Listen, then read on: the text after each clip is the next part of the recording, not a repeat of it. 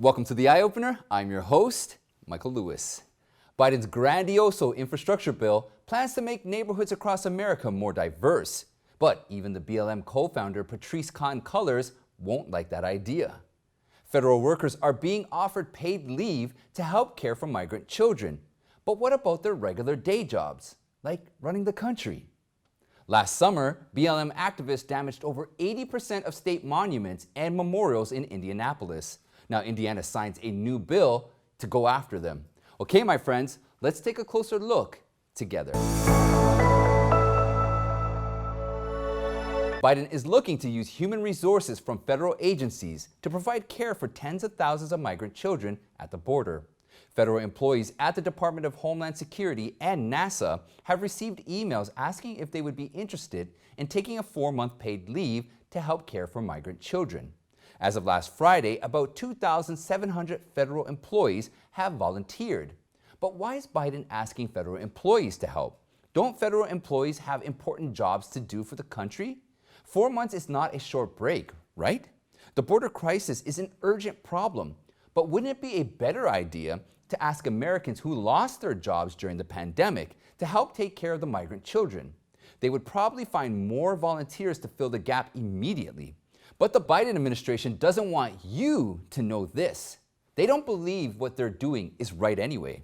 Or more precisely, the administration isn't sincere in solving the border crisis.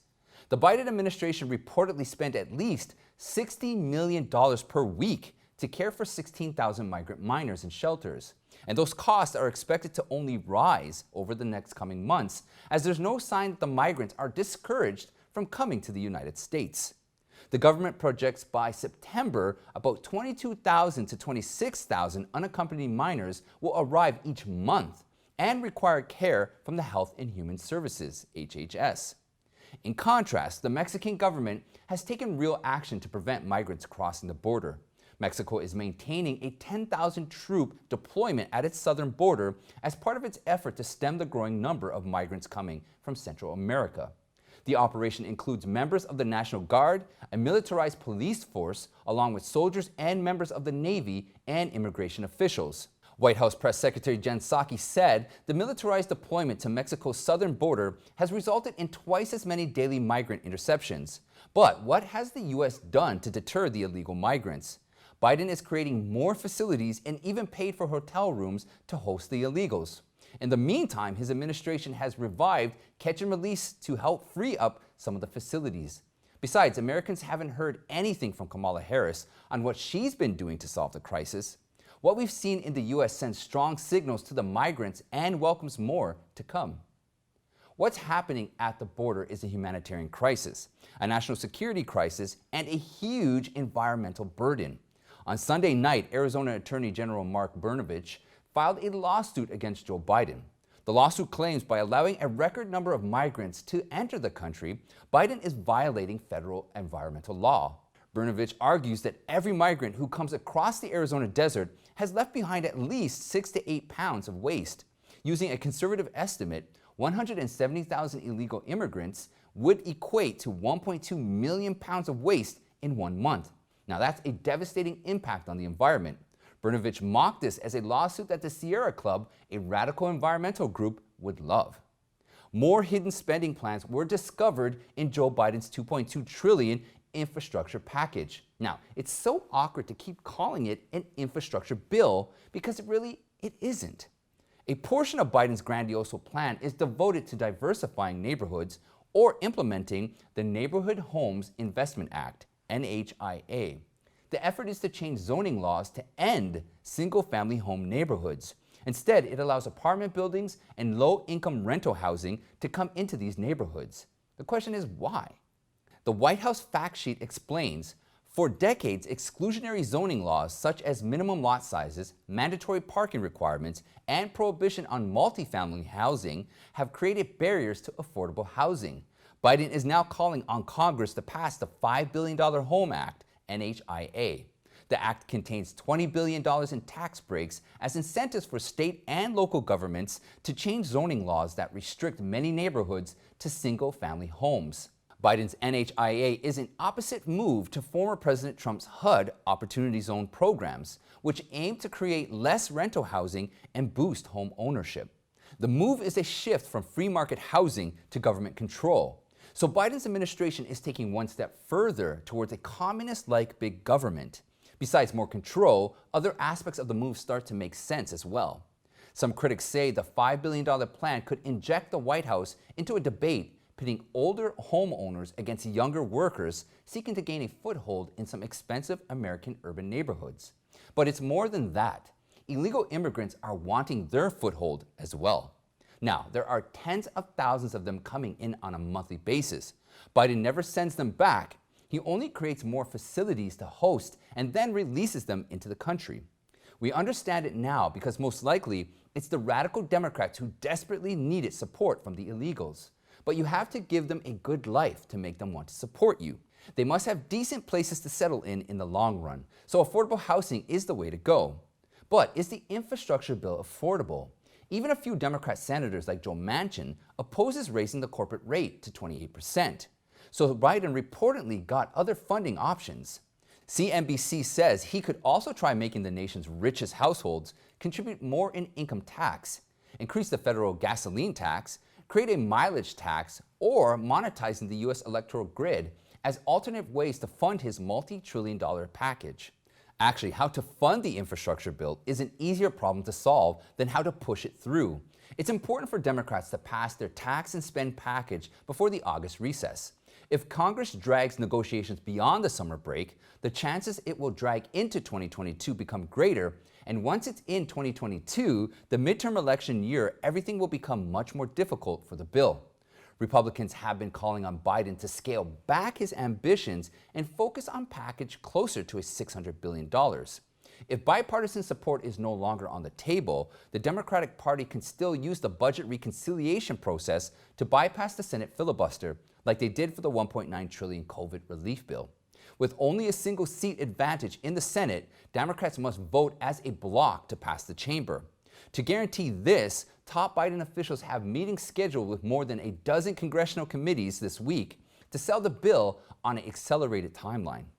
Remember, Trump said on Saturday that the topic of immigration will be a winning issue for Republicans to plot their return to power. Biden's infrastructure in name-only bill is another winning topic for Republicans to win back seats. Before we continue, if you haven't already, please join me on our Eye Opener Telegram chat room. It's a great place to share your thoughts and connect with me and other like-minded people. The chat room link is down below. And if you are new to the show, allow me to say welcome, and please don't forget to subscribe. Okay, my friends, let's get back to the show. Yesterday, we reported a COVID-19 vaccination site in Forsyth County, Georgia, halted operations last week after 8 people experienced adverse reactions post-vaccination. All 8 had received Johnson & Johnson shots. Just this morning, April 13th, the FDA recommended an immediate halt to the Johnson & Johnson COVID-19 vaccine. 6 women between the ages of 18 and 48 developed blood clots within 2 weeks of having the shot. All 6 cases involve a rare and severe type of clot in combination with low levels of blood platelets. Nearly 7 million doses of the Johnson & Johnson vaccine had been administered in the country by Monday. Although these adverse reactions appear to be rare, the FDA suggests not to use more Johnson & Johnson shots until an investigation into cases of post-vaccination blood clots is done. Pfizer also has a vaccine, but a recent study by Tel Aviv University found a South African variant of the virus affects people vaccinated with the Pfizer shot more than unvaccinated people. The study, which has not yet been peer-reviewed, looked at 400 people who received at least 1 shot of the Pfizer-BioNTech vaccine and had contracted the COVID-19 variant, and compared them to the same number of people who were infected and unvaccinated. Professor Addie Stern said the study findings come as a surprise. Based on patterns in the general population, we would have expected just 1 case of the South African variant, but we saw 8, Stern told the Times of Israel. Obviously, this result didn't make me happy. Israel has rolled out a vaccine passport system that allows people who have been vaccinated privileges over individuals who have not been vaccinated. Systems such as these are criticized as infringements on people's rights, including privacy, and would potentially create a two-tier class system of vaccinated and unvaccinated people. On Sunday night, April 11th, Antifa and terrorists set fire to one of Portland's ICE facilities. They were chanting, "Every city, every town, burn the precinct to the ground." Federal agents couldn't get out of the building because the entrance was on fire. When the agents were finally out, they had to use pepper balls to drive away the terrorists. Attorney General Merrick Garland wouldn't call these attacks domestic terrorism because according to his standard, the attack happened at night and there was no democracy process interrupted by the riot. At the same time, Black Lives Matter is threatening to burn down the city of Minneapolis because the former Minneapolis police officer, Derek Chauvin, is on trial for George Floyd's death. Maya Echols, a prominent BLM activist, said buildings will be on fire if Derek Chauvin is not convicted. If George Floyd's murderer is not sentenced, just know that all hell is going to break loose. Don't be surprised when buildings are on fire. Maya Echols is not a random nobody. She's considered an influencer, for she's a modeling for IMG Worldwide with a lucrative contract. While the city's on fire or under the threat of fire, BLM co-founder Patrice Khan-Cullors was excited over her real estate buying binge. The self-described Marxist last month purchased a $1.4 million home in Los Angeles and was also eyeing a spot in an ultra-exclusive resort in the Bahamas, where Justin Timberlake and Tiger Woods both have homes. The BLM co-founder has 4 high-end properties with a total value over $3.2 million. A Twitter user quipped, "So now we know BLM really just means buy large mansions." Interestingly enough, her new $1.4 million home is in an exclusive area of Los Angeles, Topanga Canyon, where 88% of residents are white and 1.4% are black. Won't khan-cullor feel threatened for her life there? There could be so many white supremacists in her neighborhood. But I bet khan-cullors believes Topanga Canyon is prestigious and safer. The median real estate price in Topanga Canyon is more expensive than 76% of the neighborhoods in California and 95% of the neighborhoods in the U.S. She for sure won't want Biden to diversify Topanga Canyon. Last summer in the U.S., as well as England, BLM activists damaged and destroyed monuments of historians who were racist in the eyes of the left and today's so-called social justice groups. Last week, the Indiana General Assembly passed a bill to protect state monuments and memorials from vandalism and destruction. Indianapolis has more war memorials than any other city in the country except Washington. During the last weekend of May 2020, 2 nights of the worst rioting in the city's history, thugs and rioters, including BLM members, damaged up to 80% of the city's war monuments and memorials.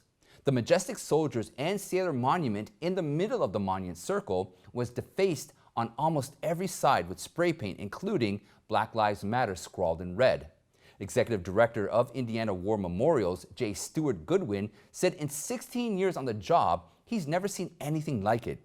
Goodwin said the damage to soldiers and sailors is very disrespectful and disheartening to the veterans. With the new bill, SB 187, Indiana State Police will investigate and prosecute people who damage or destroy monuments, memorials, statues, or religious property, including the state capitol building, as a priority. The bill may also withhold funding for cities and counties if they fail to protect commemorative properties from vandalism and destruction. And that's it for today, my friends. Please like and share, and if you haven't, please subscribe. You can join me on the Eye Opener Telegram chat room. You can also follow me on YouMaker, Gab, Parler, and Telegram. Don't forget, please sign up to the email list so that we can stay in contact with each other. Thank you all, and I'll see you next time.